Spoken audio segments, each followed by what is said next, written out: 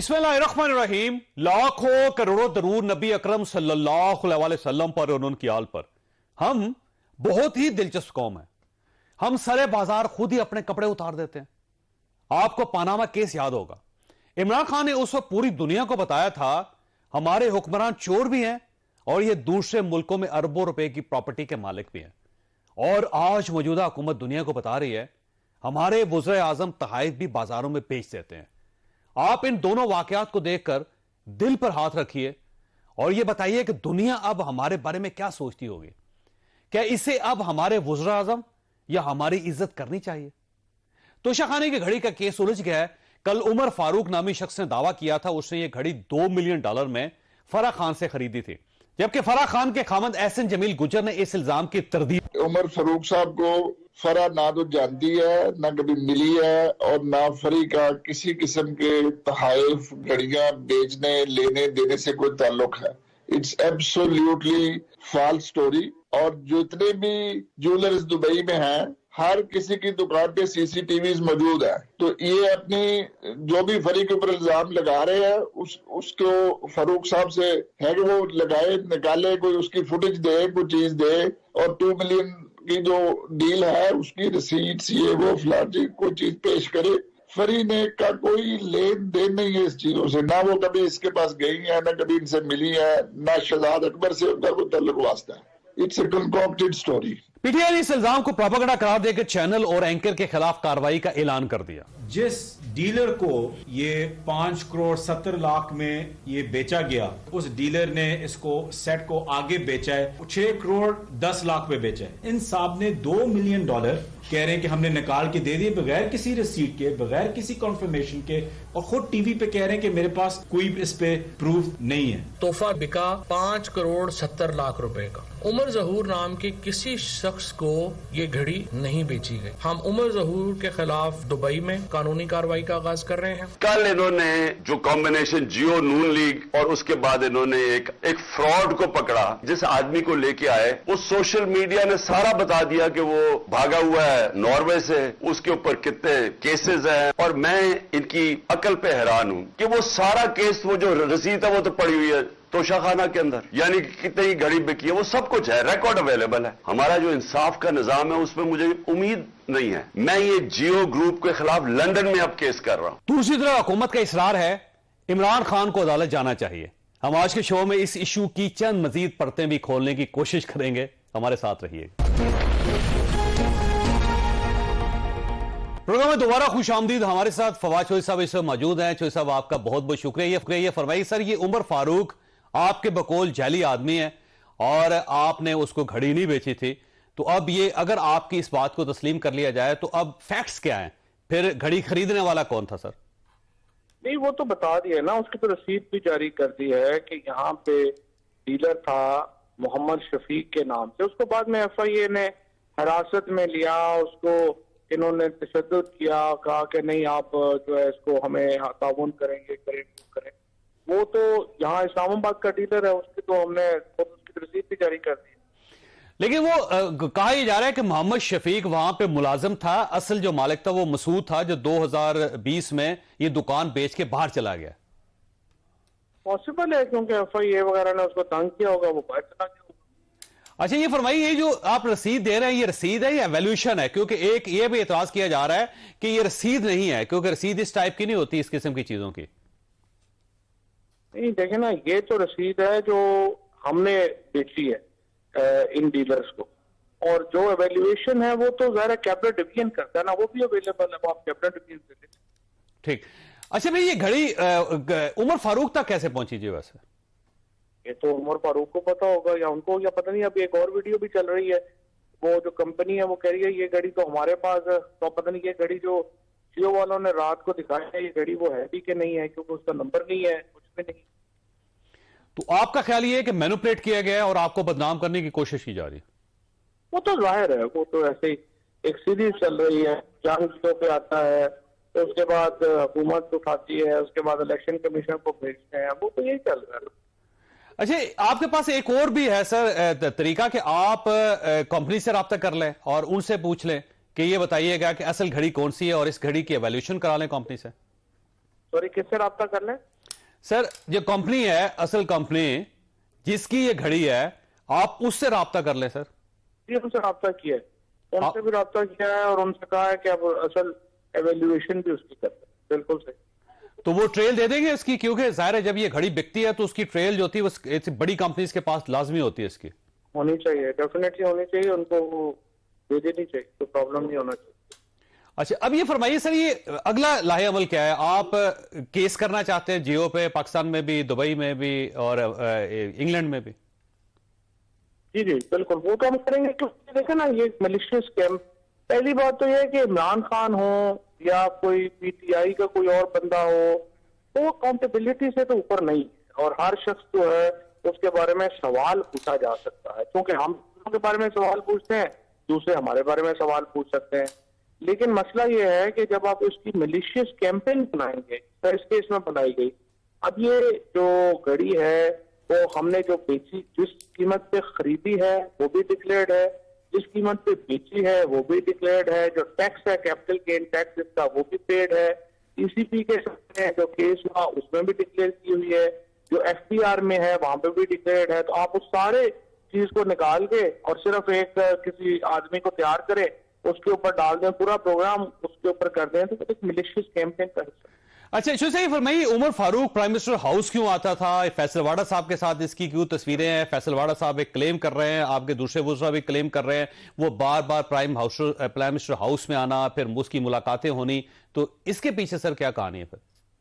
Definitely prime minister house में तो मेरा नहीं ख्याल आया, लेकिन ये है कि आते रहे होगा पाकिस्तान, बिकॉज वो जो एक यूएई के जो टॉप बिजनेसमैन है, तो उनके साथ कारोबार वापस रहे हैं, तो उनके साथ। सर फैसलवाड़ा साहब के क्लेम है कि मैं प्राइम मिनिस्टर साहब की हदायत पे उमर फारूक से मिला था। प्राइम मिनिस्टर साहब की खुद हदायत तो नहीं होगी, प्राइम मिनिस्टर ऑफिस में शेड्यूल आते होंगे, और उन्होंने अगर वहां से शेड्यूल में उधर गया है फॉरेन ऑफिस की तरफ से, तो वो हो सकता है, पॉसिबल है, उसमें कोई ऐसी बात। अच्छा, ये फरमाइए सर, ये शहजाद अकबर के साथ इनका क्या तनाजा था? सोफिया मिर्जा, शहजाद अकबर, फिर उमर फारूक, फिर ये घड़ी, ये एक, और बशीर मेमन साहब भी एक। शहजाद अकबर से तो उन्होंने बड़ी दफा पहले कहा कि 2019 में वो मेरे पे दबाव डाल रहे थे, मेरे खिलाफ थे, ये वो शहजाद अकबर से तो मुझे समझ नहीं आई कि जब वो इतना खिलाफ थे तो शहजाद अकबर कैसे रेफर करेगा किसी को कि आप उमर से मिलने करते। वो भी एक जो है वो बात सही कोई दिमाग को फील नहीं करती कि अगर एक बंदा आपके इतने खिलाफ है तो वो आपसे राब्ते में भी है, वो आपको बता भी रहा है कि आपको लोग भी रेफर कर रहे हैं, वो क्यों करेगा कोई आपको? अच्छा, वैसे ये फरमाइए, लंदन में केस क्यों कर रहे हैं सर आप? इसलिए कि अदालतों में वहां पे जो आज आप देखिए ना, इन जंग वालों ने सारी जगहों पे खबर छापी है, हेडलाइन छापी है, जंग की एडिशन वहां लंदन में नहीं छापी। क्यों नहीं छापी? इसलिए कि इनको पता है कि वहां पे ये मामला जो है सीरियस लिए जाएंगे और वहां पे इनको जो है वो इस पे जुर्माने देने पड़ेंगे।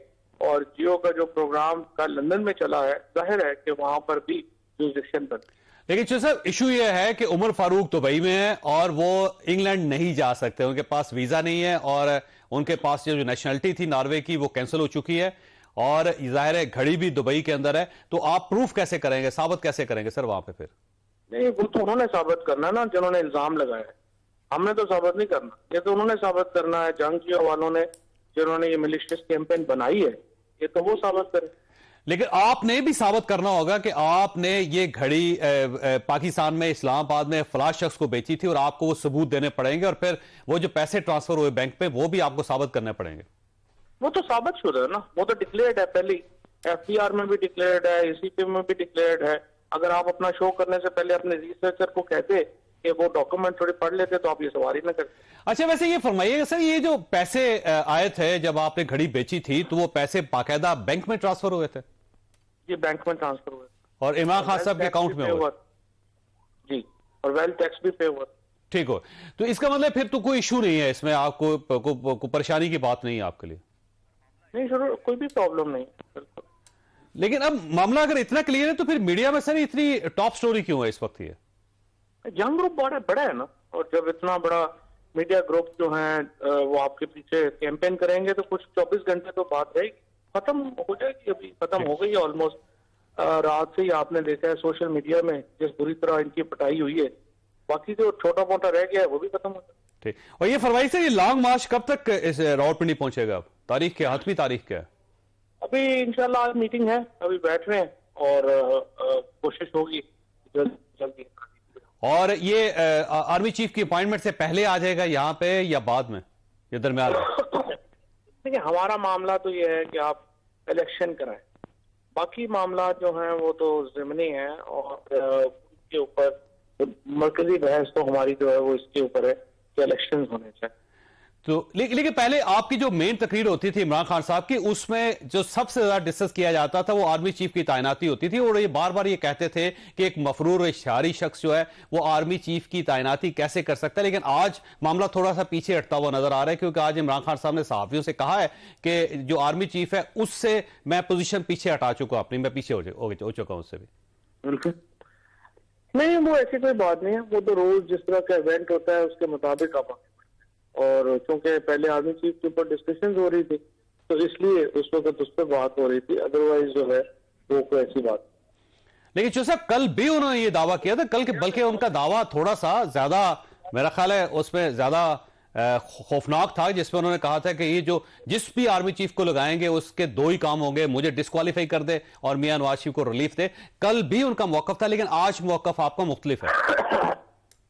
नहीं, ऐसा कोई मौकफ नहीं है और बात जो है वो ऐसे ही इंशाल्लाह ताला चल रहा है। हमारा देखिए, हमारा लगने वालों का इशू नहीं, लगाने वालों का इशू है, और हम ये समझते हैं कि जिस तरीके से मामला जो है लगाने वालों ने मुतनाज़ा बनाया है वो नहीं बनाना चाहिए। आर्मी का इंस्टीट्यूशन बड़ा इंपॉर्टेंट है, चीफ का जो ओहदा है बड़ा इंपॉर्टेंट है, और उसको उसी के मुताबिक जो है वो आगे ठीक। जो लगाने वाले हैं आपको सिर्फ उन पे एतराज है, और जो भी लग जाए वो आपके लिए एक्सेप्टेबल होगा?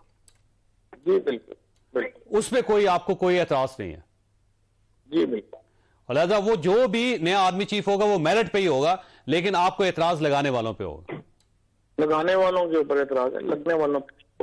ठीक। लिहाजा इस मामले में यहां तक की सेटलमेंट होगी कि लगेंगे जो, उस पर कोई एतराज नहीं किया जाएगा, लगाने वालों पर एतराज किया जाएगा। हमारी कोशिश तो यही है कि इसको कम से कम मुतनाज़ा हो, अब लगाने वालों पे है वो कितना इसको बता। ठीक। लेकिन लिहाजा अब आपका तनाज़ा नए आर्मी चीफ के साथ कोई नहीं होगा? नहीं, इंशाल्लाह हमारा इदारों के साथ कोई मुमकिन। ठीक है जो सब, आपका बहुत बहुत शुक्रिया। खास सिर्फ ब्रेक लेंगे, ब्रेक के बाद पैनल के साथ वापस आएंगे। प्रोग्राम में दोबारा खुशामदीद। हमारे साथ तशरीफ रखते हैं आमिर इलियास राना साहब, सीनियर सहाफ़ी हैं और इस केस को बड़ी अच्छी तरह ये समझते हैं। ये पूरी तफसील आपके सामने रखेंगे। और कल से आप एक दूसरे साहब का नाम सुन रहे हैं बार बार, हमारे बहुत ही मोहतरम है बशीर मेमन साहब। जब से उमर फारूक साहब का ये प्रोग्राम हुआ उसके बाद बार बार इनका नाम भी लिया जा रहा है, तो इनसे भी बात करेंगे। साबिक डीजी FIA के राना साहब, सबसे पहले आपकी तरफ ये फरमाइए सर, ये इशू है क्या? एक्चुअल कंफ्यूजन बहुत ज्यादा है इस वक्त। असल में ना चौधरी साहब, ये इशू इमरान खान साहब की वजह से तो बनाया कि वो इखलाकी तौर पे हिमालय पे चढ़े हुए थे और वो सबको चोर डकैत कह रहे थे, तो उनको वो जो अब ये लोग कह रहे हैं कि जी उनकी तो कारें नहीं आई, भाई कारें थी तो आप पकड़ लेते उस वक्त। तो आपको अपना जवाब देना है। इम्तिहान में सारे फेल हो गए हैं तो जवाब अपना देना कि मैं क्यों फेल हुआ। ये 2018 में वजीर आजम बनते हैं, वजीर वली अहद यहाँ आए, उन्होंने तोहफा दिया, यहाँ तोहफा मिले या जी मिले सऊदी अरब में। ठीक। अभी खान साहब ने कुछ दिन पहले कुछ लोगों से कहा है कि मुझे तो खुद फरोख्त के 4 महीने बाद पता चला।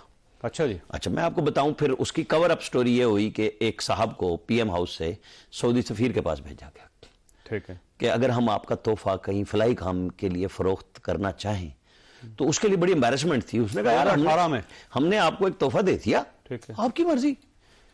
लेकिन वहां बड़ी परेशानी थी, चूंकि उस वक्त मीडिया में नहीं आई थी लेकिन पब्लिक हो चुकी थी कि जी तोहफा दिख गया। चूंकि एक साहब व्हाट्सएप पे उसकी नंबर्स दिखा रहे थे, वो जिससे चेक होता है कि ये किस किस्म का है। वो पूछा जा रहा था दुबई की गोल्ड मार्केट में कि यार ये तोहफा है, तो वो पता चल जाता था कि यार ये तो यूनिक है, किसी ने बनवाया है। चौधरी साहब, आपने भी बड़ी ट्रैवलिंग की, हमने भी की। जो कतर के बादशाह हैं, सऊदी अरब के हैं, ये अमीर जो लोग भी हैं, ये जो गिफ्ट करते हैं ये सारे पेटेंट होते हैं और इनके अपने होते हैं, और इनके डिफरेंट नंबर होते हैं। वो कहते हैं जी इतनी मार्केट की वैल्यू है लेकिन ये मार्केट में घड़ी अवेलेबल नहीं है। और ये जो उनके गिफ्ट में जो प्राइम मिनिस्टर या प्रेसिडेंट के साथ जितना भी इंटराज होता है ना, ये उन सब के लिए होते हैं और वो सारे पेटेंट होते हैं। ये नहीं होता कि जी किसी और के लिए उठा लें।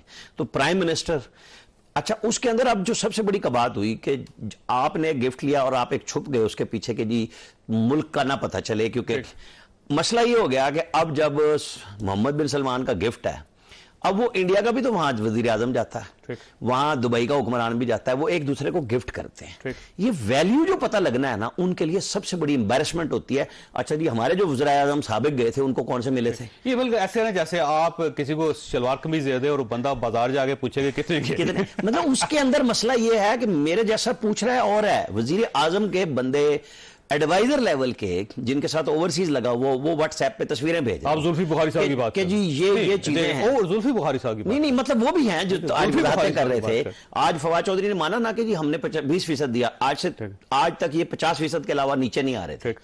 गिफ्ट आपने बेच दिया, कोई मसला नहीं है जी, आपने गिफ्ट बेचा है, ये आपने जाती तौर पे फैसला किया ना, आपको मिल गया आपकी मलकियत।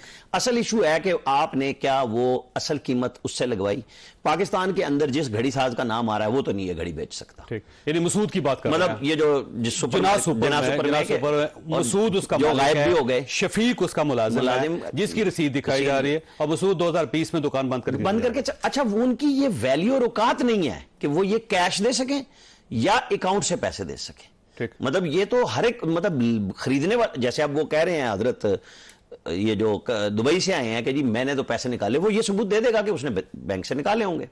असल बात आएगी जब ये आगे इमरान खान साहब जो केस का कह रहे हैं, बहुत अच्छी बात है ताकि पता चल जाए, क्योंकि हमारा ये काम है। जब सऊदी अरब ने एक दफा हमसे मियां नवाज शरीफ के दौर में यमन पे फौज मांगी और हमने धोबी पटड़ा लगा के ना पार्लियामेंट में उनकी भी इज्जत को नीलाम किया, इनकार नहीं किया, हमने इज्जत को नीलाम किया कि जी ओ जी भेज देंगे तो ये हो जाएगा। पहले हमने कमिटमेंट कर ली थी, फिर हम उसके बाद पार्लियामेंट में गए, तवे लगाते हैं और पार्लियामेंट से हमने इनकार करवा। आज भी हम सऊदी मुमलिकत को उसी तरह खराब कर रहे हैं इन केसेस में, क्योंकि हमें ये आदत है, हमें तो ये फर्क ही नहीं पड़ता कि हमने किसी का तोहफा लिया बेच दिया। उस प्राइम मिनिस्टर को स्पेशली खास तौर पे जिसकी इखलाकी तौर पे मैंने कहा कि हिमालय की बुलंदी पे चढ़ा हुआ था, सवाल वहां हुआ वरना तोहफे सबने लिए नहीं, जाहिर है वो इस तरह बाजार के अंदर नीलाम करना और अपने आप को बेइज्जत करना। है मेमन साहब ये फरमाइए, सर ये आप उमर फारूक साहब को जानते हैं?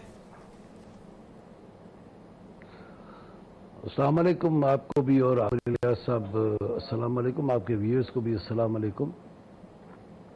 मैं थोड़ा सा अर्ज करूं कि उमर फारूक ज़हूर साहब की एक चिट्ठी मेरे पास आई थी जो कि हमने इंटरपोल में भेजी थी, जिसकी वजह से उनको कोई इंटरपोल ने इवैल्यूएट करके रिलीफ दिया था। तो वो आए हुए थे, गवर्नमेंट ऑफ सिंध के मेहमान थे अपने शेख के साथ। उन्होंने मुझसे रब्ता किया कि जी मैं और शेख आपके पास आना चाह रहे हैं, रॉयल फैमिली के कोई थे, तो वो मेरे घर पे आए थे। वो मतलब मेरे घर की जो फोटो थी, मेरे बेटे ने आउट ऑफ एक्साइटमेंट कि ये रॉयल फैमिली का एक आदमी, हम जैसे लोअर मिडिल क्लास के लोग हैं, उनके पास आए तो इट वाज ज़ाहिर है हमारे लिए बड़ी खुशी का बात थी, और हमारे लिए उनको चाय पिलाना और हमारे घर पे। और ये रॉयल फैमिली थी अबूधाबी की, दुबई की? नहीं, दुबई की। तो वो आए थे मेरे पास, इतना एक राब्ता था। इन्होंने मुझे उठा के उस केस में, उसके सारे केसेस में, 2004 में उसने ये किया, 2011 में उसने ये किया, 2009 में बच्चियों को अगवा किया, तो तुमने उसको सारा फैसिलिटेट किया कि 32 मरतबा वो आपके होते डीजी होते FI होते हुए 32 मरतबा पाकिस्तान आया। मुझसे पहले आया 92 टाइम्स, उसका कोई पूछगिछ नहीं। रेड वारंट जब इशू हुआ उस वक्त ये जो रेड वारंट जारी हुआ था, क्या इसमें शहजाद अकबर साहब का कोई हाथ था रेड वारंट में? ये बाद वाला जो रेड वारंट इशू हुआ उसमें तो बिल्कुल था, क्यों नहीं था? उसमें तो DGFIA का हाथ होगा। शहजाद अकबर की क्या अथॉरिटी थी? अथॉरिटी तो DGFIA की होती है। अथॉरिटी ये जो भेजना होता है DGFIA ने भेजना होता है, और जाहिर है जो भी साइन करता है या जिसकी अथॉरिटी थी वही होता है जो उसका so called boss. Shahzad Akbar साहब के साथ आप भी काम करते रहे, तो आपको किसी का महसूस हुआ कि शहजाद अकबर साहब उनके खिलाफ हैं या उनके दोस्त हैं, या वो घड़ी बेच सकते हैं या घड़ी रुकवा सकते हैं किसी जगह पे? नहीं, मेरे ख्याल में थोड़ा सा हम इसको, मैं आपको इस तरह कहूंगा कि आपको इस तरह बताऊंगा कि शहजाद अकबर मेरा बॉस नहीं था, ना उसने मुझे कभी बॉसिंग की। मैं वहाँ पे FIA में था, आप पूछ लें, मैं तो अभी बैठा हूँ कराची में और गांव में रहता हूँ। आप पूछ रहे FIA में किसी से भी उस वक्त था कि Shahzad Akbar is important for me? No, not at all. मदीने वाले का करम है मुझ पर और उनका अल्लाह ताला की मेहरबानी है मुझ अच्छा पर। सर, ये फरमाइए, ये जब घड़ी शहजाद आई अकबर- थी या घड़ी बिकी थी, ये क्योंकि आप उस वक्त डीजी थे सर, तो आपके नोटिस में ये सारी चीजें आई थी उस वक्त? नहीं, उस वक्त नहीं आई, उस वक्त कोई बात नहीं पता लगी। मैं क्यों खामखा में ऐसे कहूँ? नहीं, मुझे कोई पता और नहीं। ये जो सोफिया मिर्जा का सर कोई उनके साथ कॉन्फ्लिक्ट था उमर फारूक साहब के साथ, वो आप पिक्चर में थे उस वक्त? मुझे इतना बाद में पता लगा था जब मुझ पर जो नोटिस इश्यू होते, तो मेरे जमाने में कोई एक एप्लीकेशन आई थी, वो मैंने डायरेक्टर FIA लाहौर को मार्क की थी। वो तो कई एप्लीकेशंस आती हैं, कई मिलने के लिए लोग आते हैं। मैं ये कहूँ कि मुझे इनके तनाज़े का पता था या कोई बात थी, तो इस तरह की बात नहीं है। ये सारी बात की डेवलपमेंट्स है। सनाउल्लाह बासी साहब उस वक्त DG FIA थे। और ये जो उमर फारूक साहब सर, ये डेवलपमेंट्स हुई है। उमर फारूक साहब ज़ाहिर है सिंध आते थे, वो ज़ाहिर है जरदाई साहब की फैमिली से मिलते थे, चीफ मिनिस्टर साहब से मिलते थे, गवर्नर साहब से मिलते थे, और उसके बाद वो यहाँ इस्लामाबाद में प्राइम मिनिस्टर से भी मिलते थे। ये आपको पता होगा क्योंकि ज़ाहिर है इमिग्रेशन तो सर आपके इख्तियार में है ना। हुजूर वाला, दिल्ली के 12 से 14,000 पैसेंजर पाकिस्तान में आता है। अब DG FIA को दिल्ली के आम आदमी पैसेंजर नहीं की था। लिस्ट तो याद भी नहीं होती होगी। मैं आदमी नहीं था, ये एक ऐसा खास आदमी था कि जो एक रॉयल फैमिली के शहजादे को अपने साथ सिंध में ले आता है और वो DG के घर ले जाता है उनको। मैं जो अर्ज करूं, ये उनमें से एक था जिनकी मैंने चिट्ठियां इसी तरह फॉरवर्ड की होंगी। मैं इसको इस तरह लेता हूं, नॉर्मल रूटीन काम है। जो फाइल थी वो मैं आपको आज भी दिखा सकता हूं, वो मेरे पास पड़ी हुई है, जिसकी वजह से मुझे कोर्ट ने रिलीज किया था और रिलीफ दिया था। ट्रायल कोर्ट ने भी दिया, हाई कोर्ट पंजाब ने 2 मरतबा दिया, और सिंध हाई कोर्ट ने मेरी बेटी भी वहां उसमें कर दी थी। तो मेरा तो उसमें एक नॉर्मल रूटीन की जिस तरह आती है कि DG के पास एक कागज आया, उसने यस लिख दिया, और नीचे से जो उन्होंने इंटरपोल सेक्शन ने जो कहा, मैंने कहा यस, अब भेज दें। ये इतनी सी बात थी और तो कुछ भी नहीं थी। लेकिन सर देखिए ना, इसमें देखिए उन्होंने मुझे सलाह दी थी। आपकी कोई इंट्रोगेशन नहीं हो रही सर, आपकी कोई तफ्तीश नहीं हो रही, लेकिन सिंपल सी बात यह है कि सर देखिए, एक बंदा इतना इंपॉर्टेंट है, 3 मुल्कों को वांटेड है, वो नॉर्वे में वो इतना बड़ा जुर्म करके आया है, उनकी जो बैंकिंग हिस्ट्री है उसका सबसे बड़ा स्कैम करके आया है, टर्की के अंदर वो बैन है, वहां पे 2004 में टर्की गवर्नमेंट उसको तलाश कर रही है, फिर इसके अलावा यूरोप के अंदर वांटेड है, पाकिस्तान के अंदर उसके बहुत सारे लिंक्स हैं, फिर वो शहजादे को लेके यहाँ आता है, आपसे आपके घर में मिलता है, लेकिन आप ये समझते हैं कि उसका जो लेटर आ रहा है वो आम सादा सा लेटर है, मैंने बस साइन कर दिया। नहीं, मैं जो आपको अर्ज कर रहा हूं, वो लेटर पहले आया था, वो मैंने भिजवा दिया था। जिस तरह आता है लेटर एक आया, वो मैंने जिस तरह होता है सेक्शन को मार्क किया, इंटरपोल वालों ने कहा कि वो ये कह रहे हैं, मैंने कहा अच्छा भिजवा दो, इसलिए कि उनमें से किसी को भी कोई एतराज नहीं था। जाहिर है जिस तरह एक नॉर्मल रूटीन डाक आती है, उनको जब हमने भिजवा दिया, अभी मुझे एग्जैक्टली अगर आप मुझे ये पता होता तो मैं आपको वो दिखा देता। उन्होंने ईमेल का जवाब भी हमें यही दिया था, बस ठीक है आपने हमें भिजवा दिया है, हम इसको खुद इवैल्यूएट करेंगे, डायरेक्टली उमर फारूक ज़हूर से बात करेंगे। अब जो भी करेंगे तो वो बिल्कुल इंटरपोल का एक बिल्कुल सीधा साधा तरीका है कि वो उड़ा देते हैं उसको, जो होता है ना। आप पे और सऊद मिर्जा साहब पे चार्ज फिर क्या लगा था उमर फारूक साहब के रेफरेंस से? आप पे और सऊद मिर्जा साहब पे जो चार्ज लगाया गया था उमर फारूक साहब को फैसिलिटेट करने का, वो क्या था वैसे? वो ये था फैसिलिटेट करने का 4 ईयर के 2004 में उसने ये क्राइम किया, आपने इसको पकड़ने के लिए क्या किया। 2009 में उसने ये किया, आपने उसको पकड़ने के लिए क्या किया। 2011 में उसने ये किया, आपने उसको पकड़ने के लिए क्या किया।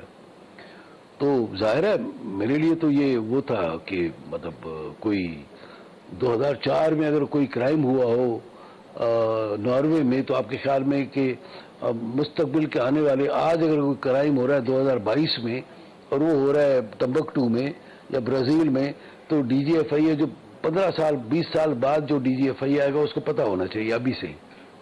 ये मैं तो उस वक्त एसपी था और 2009 में जो उसे बच्ची ले गया था, इशू ये है, इसमें उस वक्त इशू ये आ रहा है कि जो शख्स 2004 से वांटेड है वो पाकिस्तान में आ रहा है, वो आपके घर भी आ रहा है, आपसे मुलाकात भी कर रहा है, और आप बजाय इसके कि आप उसकी इन्वेस्टिगेशन करते आप उसको फैसिलिटेट कर रहे हैं, ये आपके ऊपर चार्ज लगा था सर?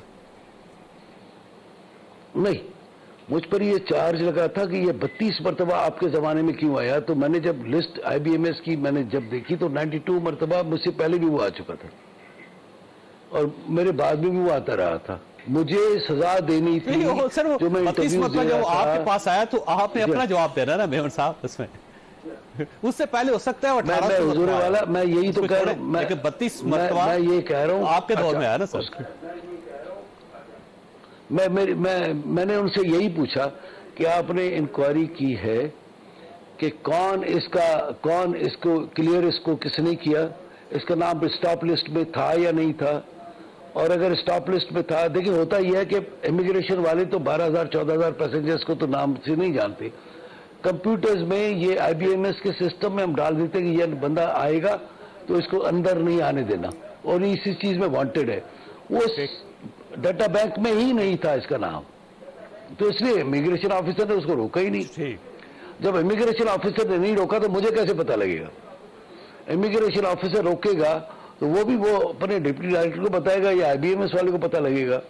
पूरे पाकिस्तान में पता नहीं कितने लोग 14,000 में से रोके जाते होंगे, कितने लोग कुछ होते होंगे, और जो लीगल एक्शन अच्छा, मैंने वैसे मेमन साहब ब्रेक लेनी है, लेकिन देखें कुछ चीजें बड़ी इसमें क्योंकि ज़ाहिर खुल रही है आहिस्ता आहिस्ता, ज्यादा चीजें ज्यादा जुजियात इसकी सामने आएंगी।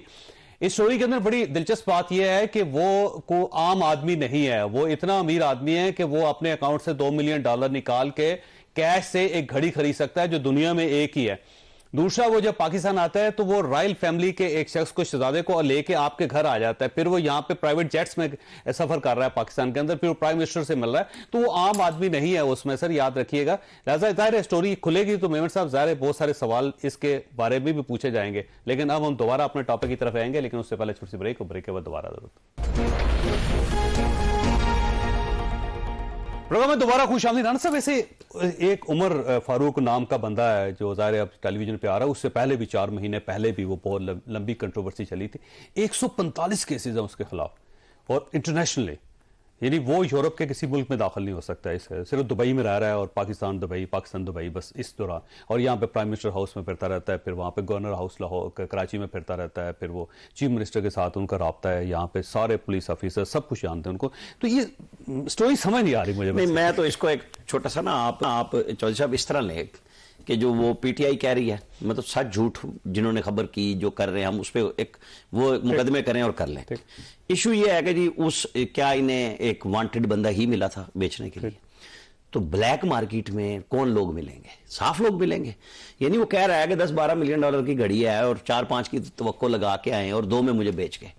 तो चोर बाजारी इसी चीज का नाम है ना, कि आप जब गाड़ी को चोरी करता है तो वो क्या पूरी कीमत में बेचता है? लेकिन अभी वैसे साबित जो $12 मिलियन की, मतलब अभी ये सब हवा में है ना, तो हम ये कह रहे हैं कि वहां कोई फरिश्तों को तो नहीं बेचने गए।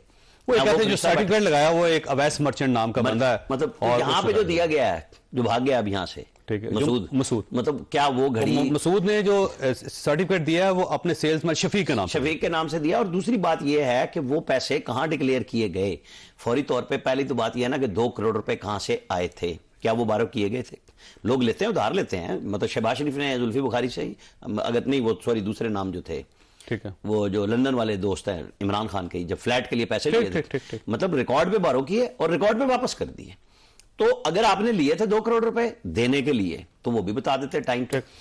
आप छुपते रहे बार बार पीछे कि जी ये तो स्टेट सीक्रेट है, फला है, जो आप कहते हैं कि नवाज शरीफ। वैसे आपकी इंफॉर्मेशन क्या है कि ये घड़ी पहले बिक गई थी, इमरान खान साहब बाद में पिक्चर में आए थे, बाद में उन्होंने डिक्लेयर की? मैंने तो आपको कह दिया है कि उन्होंने तो खुद कहा है लोगों से कि मुझे तो 4 महीने बाद पता चला। तो फिर घड़ी किसके पास कवर की गई? नहीं, घड़ी तो फिर ऐसा ही है। अच्छा मैं आपको बताऊं, आज वैसे कैबिनेट सेक्रेटरी के पास बहुत सारे नहीं, मैं इसमें बताऊं, बहुत सारे वीलॉगर्स इस मुल्क में, चूंकि सोशल मीडिया का दौर है, कहानी बिक रही है, ये कहीं हार्ड फास्ट रूल नहीं है कि जी जो तोहफा दिया जाएगा वो डायरेक्ट फॉरेन ऑफिस को मिलेगा। तोहफे ऐसे होते हैं जो रूम्स में भी पहुंचा दिए जाते हैं और फॉरेन ऑफिस को लिस्ट दे दी जाती है कि जी हमने आपके इन गेस्ट को ये घड़ी ये चीफ ऑफ प्रोटोकॉल को दे दिया CP। अच्छा, आपको पता है कि एक MS इमरान खान के वो बरतरफ हो चुके हैं क्योंकि 10 दौरों के विजिट्स के तोहफे ही गायब हैं, और शहबाज शरीफ साहब से ये सवाल हो रहा है कि जी आपने उस चीफ ऑफ प्रोटोकॉल को जो फॉरेन ऑफिस से था उसको अभी तक एक्शन क्यों नहीं लिया, क्योंकि जब तक इन दो की कनाइवेंस ना हो नहीं हो सकता। अच्छा, एक मरला ऐसा भी आया कि 8 घड़ियां चोरी हो गई जिनकी 8 घड़ियां चोरी हो गई तोशाखाना से। तो नहीं, इसी तोशाखाना सबसे एंड पे आता है जी। पहले फॉरेन ऑफिस और प्राइम मिनिस्टर का पर्सनल स्टाफ है जिनको ये लिस्ट दी जाती है। MSS में आ गया, तो चीफ ऑफ प्रोटोकॉल आ गया, बस ये 2 लोग होते हैं। और ये जो तोहफे देते हैं ये उनके इन्हीं लोगों को जाके देते हैं कि हम पाकिस्तान से वहां से जो लेते हैं उसकी इनके रसीद हवाले से। अच्छा, कई दफा वो दे देते हैं फॉरेन ऑफिस को कि जी अब आप जाने और आपका काम। कई दफा वो मेहमानान को दे दिए जाते हैं और लिस्ट वहां चली जाती है। उसके बाद कैबिनेट डिवीजन के तोशाखाना में जाता है खत, वो फिर लोगों को भेजते हैं कि जी आपको जो तोहफा मिला था आप जमा कराएं, हम असेसमेंट करा के पैसे देंगे, या आपको खत आता है कि आपका तोहफा आया हुआ है, आप लेना चाहते हैं, उस वक्त के रूल्स के मुताबिक जो पैसे हैं आप वो दें, और उसमें भी एक रकम है कि इससे ज्यादा आप ले नहीं सकते। फिर वो प्राइम मिनिस्टर अमेंड करता है। अब प्राइम मिनिस्टर गाड़ी बेच लेके आगे तोहफे दे रहा है नहीं दे रहा है, ये कहानी इमरान खान साहब को 4.25 साल में क्यों नहीं याद आई? ये वही वक्त था जब थप्पड़ लगाते, क्योंकि अब अपने ऊपर लग रहा है, क्योंकि ये तोहफे आपका ख्याल मैं आपको एक नाम दूं, ये जो मैंने कहा है ना 8 घड़ियां चोरी हुई, अब शहबाज गिल साहब मौजूद है ना, उन्होंने प्राइम मिनिस्टर को कहा एक मरले पे कि सर तोहफे तो आए थे, अब मुझे नहीं पता कहां गए। ठीक है। उसमें फिर फॉरेन ऑफिस है और प्राइम मिनिस्टर का इंटरनल स्टाफ, वो दोनों इन्वॉल्व थे। ये उन लोगों ने शिकायत की जिनको घड़ियां नहीं मिली। बताइए, तो एक धंधा था पर गंदा था। मेरे से ये फरमाइए सर, ये उमर फारूक साहब ने एक और इल्जाम लगाया कि ये जो शहजाद अकबर साहब हैं वो मुझसे कुछ तवक्कुआत वाबस्ता कर ली थी। उन्होंने कभी कहते थे फलां को टिकट दे दें, कभी ये कहते थे फलां को होटल में ठहरा दें, कभी ये कहते थे किसी को फलां को शॉपिंग करवा दें। फिर मैं तंग आ गया और फिर मैंने उनके साथ जंग शुरू कर दी। ये बात वैसे आप बाई कर सकते हैं, आपको अंदाजा है कि हो सकता है ऐसा? देखिए, मैं आपको एक अर्ज करूं, ये तो खैर कल मैंने उमर फारूक ज़हूर को मैंने सुना टीवी पे, जब तो मुझे बात समझ आती है। उन्होंने फ्लैग कर लिया इस आदमी को कि पैसे वाला आदमी है, उसकी बीवी भी इन्होंने कोई किसी तरीके से, उसकी बेगम साहबा से भी उन्होंने कोई एप्लीकेशन ले ली, और फिर उसको जाहिर है छोटा मोटा फटीक मारते होंगे, मैं ये समझता हूँ करते होंगे, मुझे नहीं पता, मैं कह नहीं सकता, जरूर उसके पास सबूत होगा तभी तो उसने मीडिया में बात की होगी। और मैं ये कहता हूँ कि बात असल दूसरी है, मतलब मेरे हिसाब से तोशा खाना का जो कस्टोडियन है उसने किसी को तो दी होगी ना ये प्रॉपर्टी, अनअप्रूव्ड, उसने किसी को दे दी, उसने जाके बेच दी। ये बात राना साहब की बिल्कुल दुरुस्त है। जब तोहफा दिया जाता है तो मैक्सिमम तोहफे बराह रास्त प्राइम मिनिस्टर के पास आते हैं। ये बात राना साहब की दुरुस्त है। कैबिनेट डिवीजन में या चीफ ऑफ प्रोटोकॉल के पास सिर्फ लेटर जाता है, तो वो लेटर में बाद में वो तोहफा मंगवाया जाता है। मैं तो उससे बात ही नहीं कर रहा। जो भी कस्टोडियन था उसको जवाब देना पड़ेगा कि ये पहुंचा कैसे। अच्छा, या तो फॉरेन ऑफिस के लेटर पे पता लग जाएगा कि जी डायरेक्ट दे दिया प्राइम मिनिस्टर साहब। अच्छा, मार्केट में अगर इस्लामाबाद में बिका तो इस्लामाबाद कैसे पहुंचा, और अगर दुबई में बिका तो दुबई कैसे गया? बिल्कुल सिंपल। अच्छा, फिर दूसरा, अगर इस्लामाबाद में पहुंचा तो उस बंदे में, जिस तरह आप कह रहे थे कि मसूद साहब में इतनी सकत थी कि वो 5-6 करोड़ रुपए की चीज खरीद सकते रातों रात। हाँ, हम 5 करोड़ 70 लाख हम तो एक क्वेश्चन कर रहे हैं उस आदमी को जिसने खरीदी है ये चीज, और वो आ गया कि ये चीज मेरे पास है। उमर फारूक साहब ने कल इल्जाम लगाया है, उन्होंने इल्जाम लगाया कि शहजाद अकबर साहब ने बशीर मेमर साहब के जरिए मेरे खिलाफ केस कर दिए थे। ये वो कल इल्जाम लगा चुके उमर फारूक साहब। तो कैसे, कहीं ये बात है कि आपके दौर में केस हुए हो और शहजाद अकबर साहब ने कहा हो, या फिर आपने खुद देखा हो कि ये मेरिट पे केस बनता है इनके खिलाफ? नहीं, ना मैंने बनाए हैं, ना मुझे कोई ऐसी कोई इन्फॉर्मेशन है। मैं सोशल मीडिया पे चूंकि हूँ नहीं, मैं ना ट्विटर पे हूँ ना मैं फेसबुक पे हूँ, तो मुझे पता नहीं। सर, एंकर है शाहजेब साहब, उन्होंने पूछा था कि शहजाद अकबर साहब और बशीर मेमर साहब ने कैसे केस बनाए थे, फिर उन्होंने थोड़ी सी तफसील बताई थी उसमें उमर फारूक। नहीं, मेरे ख्याल में ये चीज मैं स्किप कर गया। ये मेरे ख्याल में ये बात कहीं और हुई हो तो शाहजेब खानजादा साहब के प्रोग्राम में इस तरह की कोई रिजवान का बात नाम ले नहीं। रहे थे शाहजहां शायद। खानजादा डॉक्टर रिजवान साहब का नाम भी ले रहे थे। डॉक्टर रिजवान का, डॉक्टर रिजवान साहब डॉक्टर रिजवान के के जमाने होते में थे, आपके पहले ये स्टाफ ऑफिसर थे, उनका नाम उन्होंने लिया था। सनाउला अब्बासी डीजी था, जिसके जमाने में इसके खिलाफ केसेस बने और उन्होंने बनाए थे और ये मेरे ख्याल में ये तो राना साहब ये फरमाइएगा कि इस केस का मुस्तकबिल क्या है इसका? देखें, ये एक पॉलिटिकल केस है, डेस्टिनी जो सिंपल मुझे सी ना बात है, इखलाकियात का केस है। इसमें सबसे बड़ा जुर्म इखलाकी है। अगर कोई समझे, क्योंकि इमरान खान साहब, मैं फिर वही बार बार होती है कि वो उस बुलंदी पे खड़े थे जहां पे उनको कम से कम पब्लिकली कि हाँ उनसे ये गलती हुई, उन्हें मान लेनी चाहिए। बाकी क्रिमिनल केस वो रेफरेंस बन गया है, वो बनेगा, वो ट्रायल कोर्ट में चलेगा, जब होगा चलता चला जाएगा। वो गवर्नमेंट में इतनी सख्त होगी कि वो जो 10 दौरों के तोहफे नहीं आए सामने, वो कब केस बनाएंगे। ये भी कह रहे हैं कि डमी कुछ रख दिए गए वहाँ। नहीं, कुछ तो डमी हो गया ना, जैसे मैंने कहा कि 8 घड़ियां गायब हो गई, तो वो कह रहे हैं कि जी वो तोहफे तो आए थे, कहाँ गए। उसमें प्राइम मिनिस्टर के विजिट्स को फारिग कर दिया गया कि कोई तोहफा ही नहीं मिला जब 50% रेट लग गया।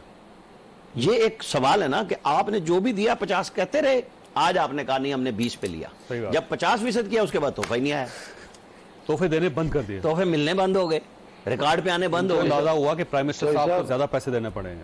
मतलब ये अनाड़ीपने में हो गया। ये बहुत बहुत शुक्रिया, लेकिन मैं एक चीज़ ये भी बताता चलूँ कि थोड़ी सी हम रिसर्च कर रहे थे इस पे, तो इस टाइप का केस आज तक दुनिया में किसी जगह नहीं हुआ कि किसी ने तोहफा दिया हो, फिर वो मार्केट में इस तरह जलील हो कि बिकता बिकता बिकता आगे क्या हो, और फिर वो इंटरनेशनल स्टोरी बना हो। ये बड़ी खौफनाक है। मेरा ख्याल है पाकिस्तान को और पाकिस्तान के हुक्मरानों को कुछ ना कुछ सोचना पड़ेगा। आप और आपके अहल खाना को घर किसी मुसीबत से महफूज रखे। अल्लाह हाफिज़।